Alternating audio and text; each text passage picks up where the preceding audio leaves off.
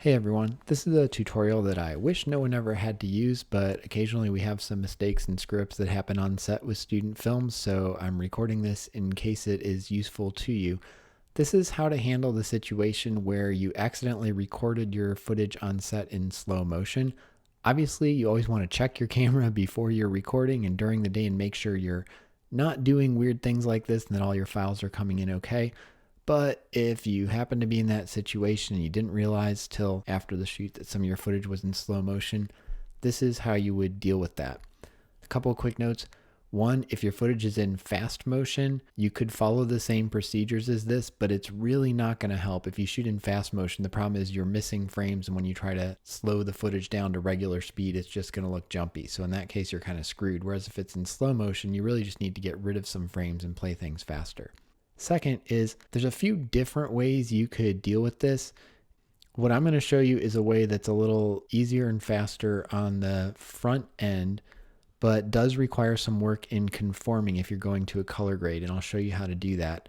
And it's also worth noting that the way I'm showing you is assuming that you're in a situation where you have to sync your footage. If you don't have to sync the footage, so you're not using sync sound on this, then it's a lot easier to just edit those clips into your sequence and speed them up as you need to adjust them.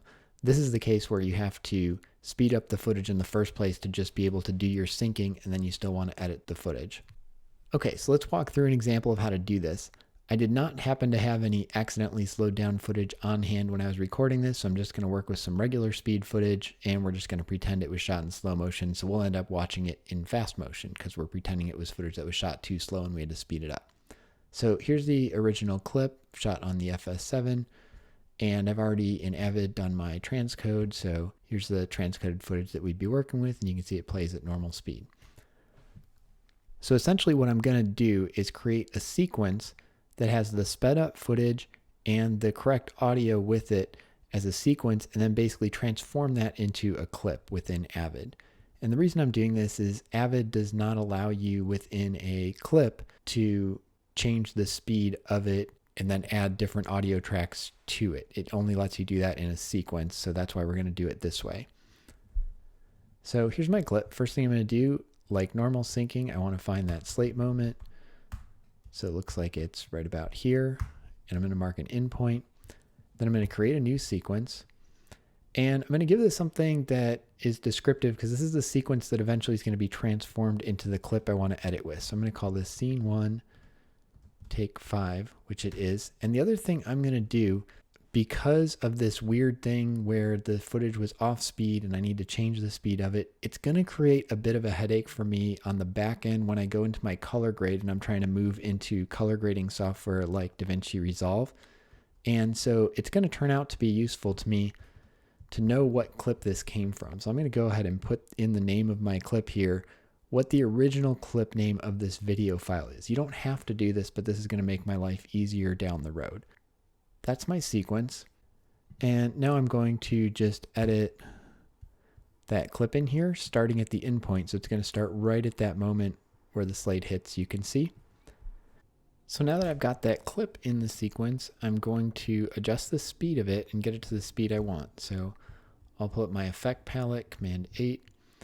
And the specific effect I'm looking for in Avid is what's called time warp. So I'll go to that, grab my time warp effect, and drag it onto this clip. So now you can see it has that effect. Then I'm going to pull up my motion effect editor. This is considered a motion effect, so it's affecting the time. And you'll see right now it looks like there's nothing available with that effect. That's because it's looking at the top of my active track. So I'll turn off these other two tracks. I'm going to click over here on the left to see the speed graph. And you can see right now it's playing at 100% speed through the entire clip. So you actually could use this to keyframe the time if you want it to play faster and slower. In this case, we just want to get it back to normal speed. The easiest way to do this is to type in a different percent speed here instead of 100. If your footage is playing back at 24, or let's say, 23,976, but we'll just say 24, and it was shot in slow motion, hopefully it was shot in a sort of normal multiple that's easy to figure out. So if it's shot at 60 frames per second, I can type in 250 and that'll bring it back to normal speed. If we shot at 48 frames per second, I can type in 200 and that'll bring it back to normal. And you want to see, I want the speed to be the same across the entire length of it. If it was shot at 30, like very slight slow motion relative to 60, I would do 125%. So I need to know what this was shot at. If you're not sure, you can try doing this effect and then play back the footage and see if it looks right. If it still looks like people are moving too slow, or if it looks like they're moving too fast, then you need to adjust this number. So I'm going to pretend this was shot at 60. So I'm going to go to 250% speed. And now if you look at my clip here, you can see it plays at high speed because I've sped it up. It's the reverse of slow motion. Now, if your footage had originally been shot at 60 accidentally, and you're playing it back at 24 here, now it should look like it's playing at correct speed because you should have exactly compensated for that. Once I've got that set, I need to find the audio for this clip. In this case, I've already labeled it, scene 1, take 5. So I'll bring this up, and I want to find the slate just like I did before. Marker. There's my slate. Mark an endpoint there. And I want to edit that into the same place in the sequence. So I want that to start at the beginning the same way that my picture slate did. So I'm going to turn off the video track on my sequence so I can just overwrite this in. Okay, so now I have these synced up at the beginning, and if I play here, it should now play in sync. In this case, it doesn't because the audio is playing at normal speed and the footage has been sped up beyond what it's supposed to. But if your footage was shot wrong and you've now sped it up to the correct speed, this should sync correctly. You should be able to play it and look, and everything should be correct. So now I've got this. The issue is it's now as a sequence, and I can edit with sequences. I could, drag a sequence in here and edit it into another sequence. It just can be a little awkward. So if you want to work that way, that's totally fine. I like to be able to just double click on a clip to bring it up and treat it like a clip instead of like a sequence. A sequence, if I double click, is always going to show up over here in the record window instead of the source window. So if I want to change this into a clip, all I have to do at this point is I'm going to go clip, auto sync. And what it's going to do is basically convert this into a clip. This is part of the same process you would do with normal syncing footage that was shot at normal speed, except you don't have to actually build things into a sequence. You can just sort of grab the two clips, you mark the endpoints on them and say, convert this into one synced clip. So I'll hit auto sync, and you can see this now shows up as a clip, and it's got my video and it's got those audio tracks synced up with it now. You can see it's right here. Okay, so now I've got this clip that I can edit with. So that's the process for how to do this. And now I can just edit with these clips normally. I want to show you what's going to happen on the back end because I'm going to have to do a little work when I go into my color grading system because I'm dealing with this off-speed footage. And the reason is things like speeding up and slowing down clips just don't translate very well from program to program. There's not a sort of built-in standard protocol for that. So as long as you're staying in one piece of software, this works fine. If I was doing all my color grading in Avid, I'd be okay here. But when you start moving into different pieces of software, there are things that they're great protocols for working with. Cut this clip here, use this piece of a clip, put in a dissolve here, even changing audio levels and things like that. Changing speed is not one of them. And the reason is you're suddenly not using all the frames of the footage. So you can't say at this moment in the sequence, use this frame of the footage. It's something you're asking the editing program itself to kind of create. Hey, skip over some of these frames, maybe add some extra frames in here if you're slowing something down, and there's just not protocols for it. So let me show you how this is going to work. I'm going to quick create a sequence here and just edit a couple clips into it so we can see what this would look like.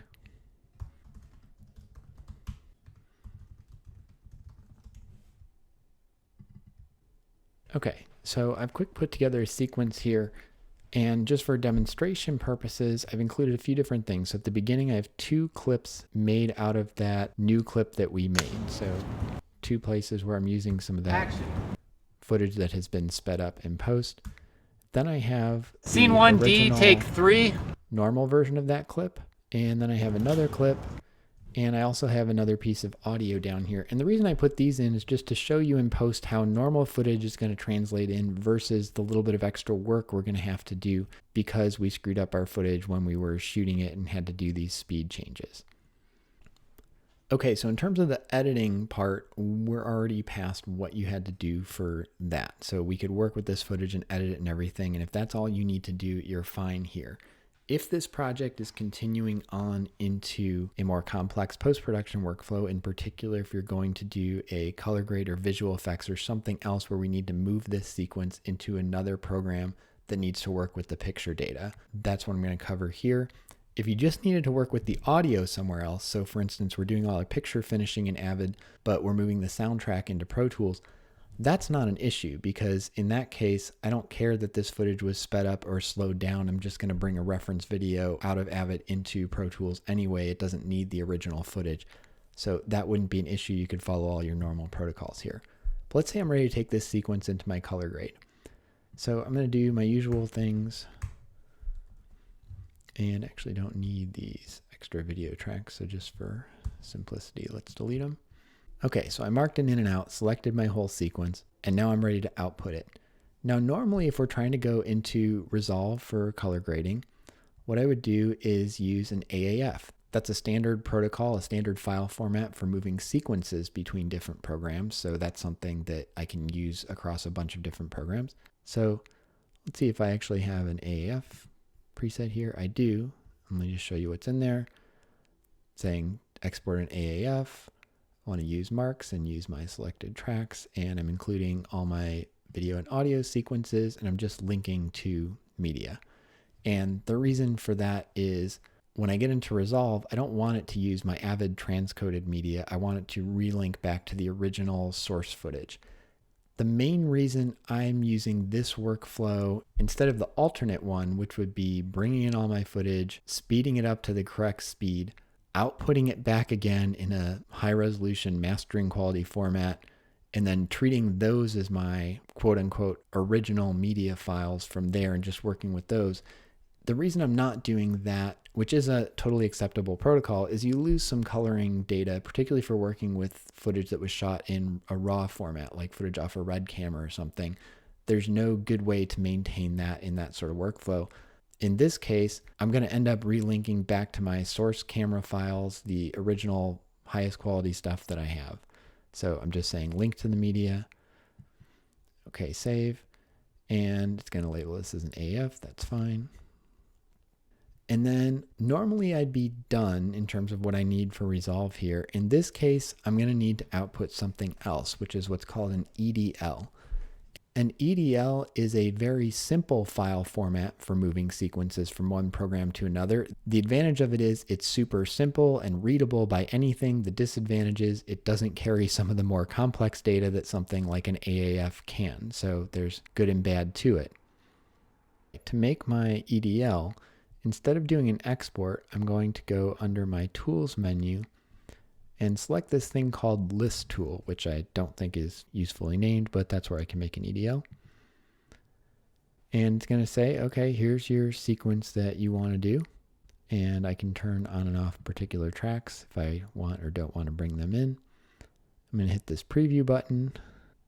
And it's going to show me, okay, this is my EDL. And you don't need to parse all this out, but essentially it's saying, okay, here's the clips you have, where they're coming from, and what order everything is put together in. Then I'm going to say save list to one file. And so now I'm going to have this EDL file and this AF file of my sequence. Once that's done, I can close this and I can get out of Avid. And now I'm going to open up Resolve and bring my sequence into there and show you how to work with it. Okay, so now I am in DaVinci Resolve and just started a new project, so there's nothing in here yet. And the first thing I want to do is just bring in my timeline, and I'm going to bring it in using the AAF. So I'll say import timeline, import AAF, EDL, or XML. So you actually see I'll use the same option to bring in both. And I'll find my AAF, say open this. And it'll give me a bunch of options here. I could change the name if I wanted to. I want to click this box that says link to source camera files, and that's going to tell it to look for the original camera files where they're available. So that way, if I had been using proxies in Premiere or transcodes in Avid, anything that was like a lower resolution offline version of this, it wants to relink back to the original full res files. And I'm going to get some kind of error message like this. It says one of the clips was not found. And the reason one of the clips wasn't found was it was that one that was off sync and speed changed. The speed change does not come through the AF process properly. So I could tell it to look somewhere else and try to find it, but I know it's not going to because it's a particular file it's not going to be able to find. So I'll just say no. And I'll get some errors here. And you can see what's happened is it brought through most of my sequence. So all the clips that were quote unquote normally used, the footage that I just edited with the normal speed footage, it brings those through fine. It's got the original full quality, in this case, UHD resolution files. It brought through all my audio. All that works fine. But these first two clips, which came from the footage that I had to change the speed on, show up as offline. They just show this label of black. Basically, it doesn't even know where these came from.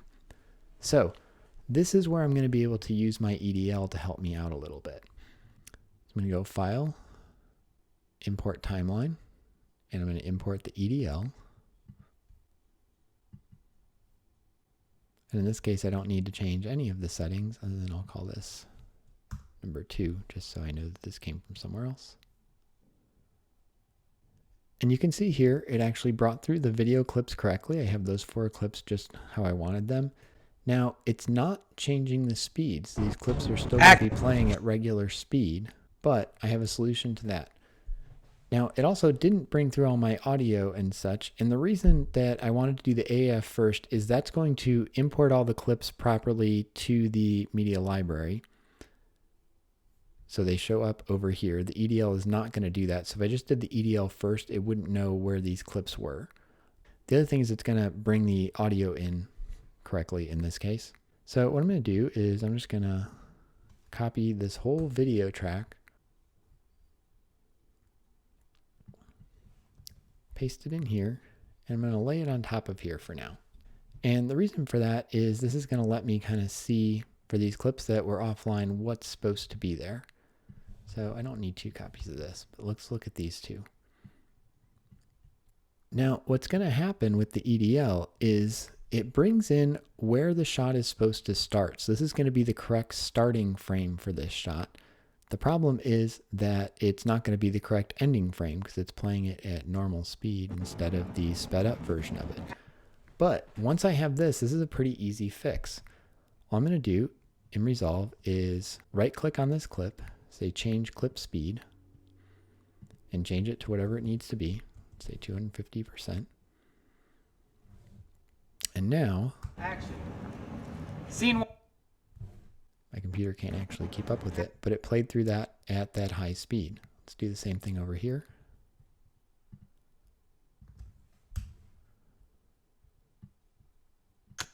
Okay, so it's still starting at the same place, but it's getting through this whole thing more quickly, just like we wanted it to. And if I go kind of frame by frame through this, something I'll point out, if I turn on the time code, you can see the first frame of V2, we're on 132.25.23, and as I move forward frame by frame, you'll see it's jumping over numbers. So it goes from 2606 to 2609 to 2611 to 2614, because it's speeding that up that 250%, so it's skipping over frames. So once I've done that, I can delete these black placeholder clips that I don't need and just slide these right in here, and I'm ready to go, and I've got my sequence recreated. One other thing I'll just note, if you do run into problems, something doesn't work the way you expect it to for some reason, and maybe on the EDL these clips, it can't find them or it doesn't recognize where the media is or something like that, the EDL does bring through this timecode information. So if I look over here in my timeline, I can see the timecode for that clip. So I'm going to go to the beginning of it, find that first frame, which is 132.25.23. Then I find that up here in the timecode for that original clip, because I know the same name of it. So I'll find that. Those should match. Although if I'm doing this, it means this didn't show up here. So I might not be able to see the clip and know that it matches, but I should still be able to see the time code. Now I've got those time codes matching.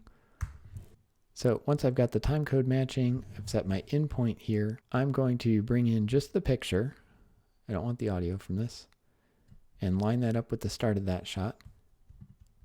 I'll do my speed change to 250%.